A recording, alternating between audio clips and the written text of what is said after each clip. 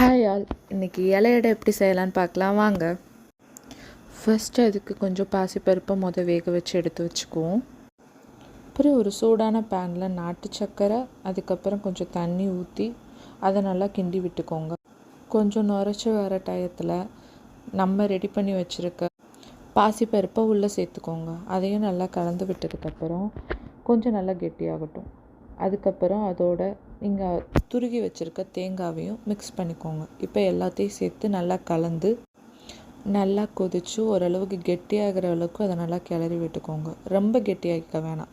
கடைசியாக கொஞ்சோண்டு ஏலக்காய் பவுடரும் அதுக்கப்புறம் கொஞ்சம் போல் வாசனைக்காக நெய்யும் போட்டு மிக்ஸ் பண்ணிக்கோங்க லாஸ்ட்டில். இப்போது இலை எடைக்கு தேவையான பூர்ணத்தை நம்ம ரெடி பண்ணிட்டோம். இப்போ மாவை பிசைஞ்சு இலை எடையை ரெடி பண்ணலாம் வாங்க.